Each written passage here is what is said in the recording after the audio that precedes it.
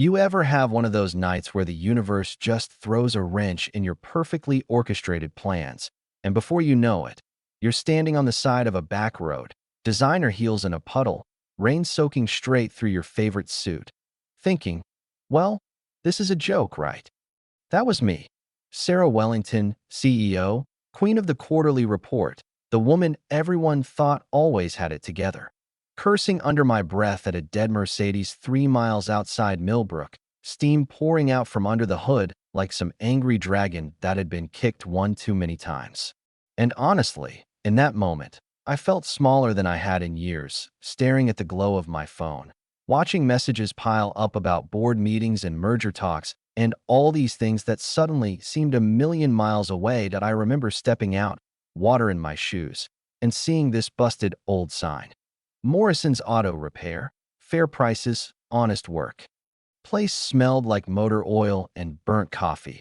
And there was this guy, Jake Morrison, covered in grease, blue coveralls, that kind of tired in his eyes you only get from shouldering too much responsibility for too long. He looked up, wiped his hands, and asked, "Engine trouble?" And I wanted to laugh, but instead I just rattled off my litany of CEO problems. You know how it is. When you're so used to buying your way out of trouble, you can't even imagine someone saying no to you. But Jake, he didn't flinch. Told me straight up, radiators cracked, cooling systems shot.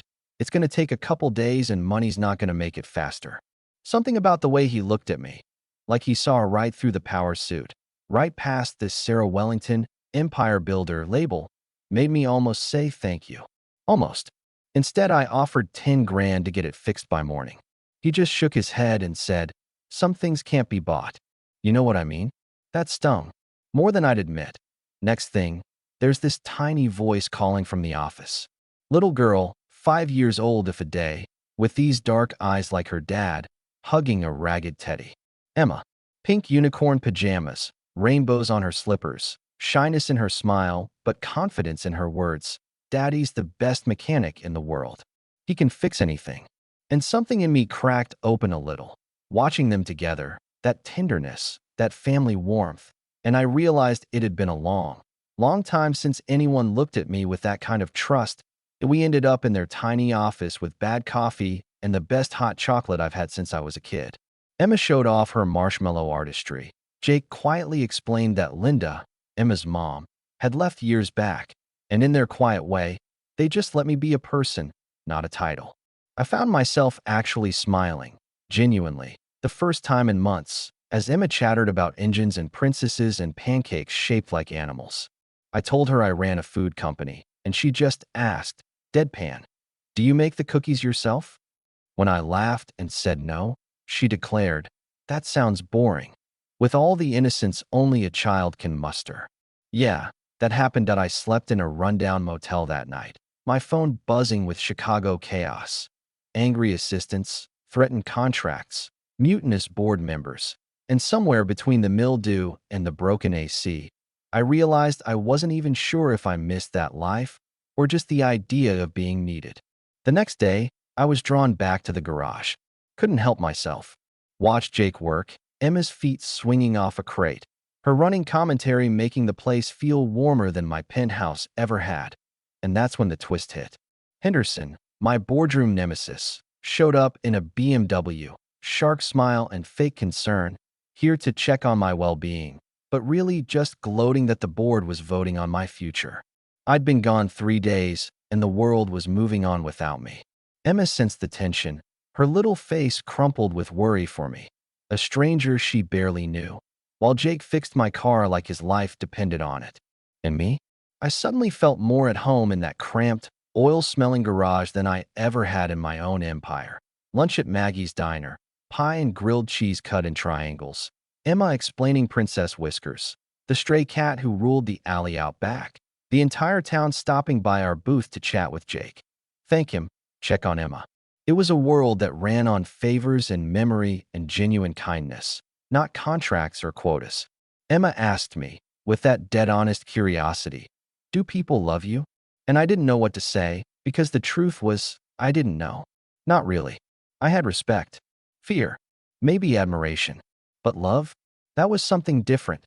That night, I watched Jake teach Emma about socket wrenches and torque, saw the care in his hands, the patience in his voice.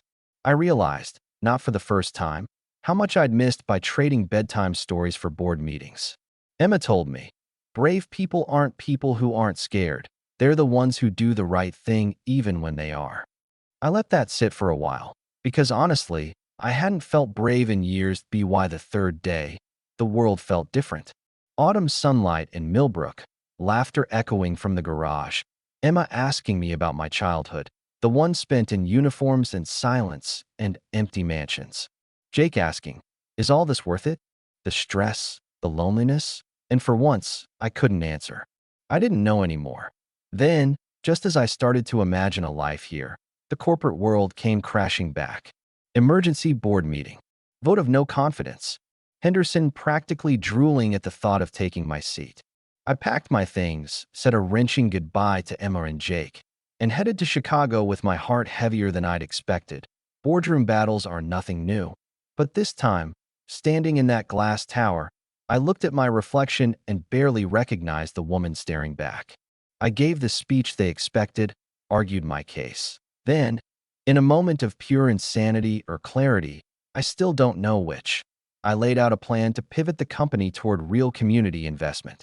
I showed them Emma's crayon drawing, Jake's repair shop, told them about kindness, trust, and what it means to build something that matters. Henderson laughed me off the stage, but I didn't care. For the first time in forever, I remembered why I started all this. I called Jake after, voice shaking. If I walked away from all of this, could I come back to Millbrook? Would there be a place for me, not just in your life, but in the community? His answer, you charmed everyone here. And me? I've been thinking about you every minute since you left. Emma piped up, are you coming home? And that word, home, nearly undid me. In the end, I resigned. Bought out the Midwest division, packed up my apartment, burned bridges with a smile. Moved to Millbrook with nothing but a suitcase and a dream. The welcome party was like something out of a Hallmark movie. Banners, barbecue, the whole town turning out to meet me. Mrs. Patterson's apple pie. Emma dragging me from one neighbor to the next, introducing me like family. Jake stood by, blushing and proud. The entire community telling stories about how he'd helped them, fixed their cars, mended their hearts. Months passed. Wellington Midwest thrived, not because of slick marketing, but because people believed in us. Emma brought flowers every Monday. Jake built out the garage. I learned to measure success in thank yous and shared meals, not just spreadsheets. And yes, eventually, Jake proposed, with Emma's full approval and a ring that once belonged to his grandmother. I said yes, not just to him, but to this messy, beautiful life we'd built together. 1 year later, standing outside Morrison Wellington Auto, watching Emma chase fireflies with Princess Whiskers at her heels, I realized the real twist isn't that I lost everything. It's that I finally found something real. Family, belonging, a sense of purpose that isn't tied to stock prices or quarterly gains. Sometimes you have to break down on the side of the road to find your way home. Sometimes you need a 5-year-old and a stray cat to remind you what matters. So, let me ask you, what does success mean to you? Is it what you achieve or who you become? Would you choose love and connection over titles and trophies if you knew happiness was waiting down some rainy side road? Drop your thoughts below, share your own story, and let's talk about what it really means to build something worth having. Because, in the end, the best stories and the best lives are the ones we choose to write together.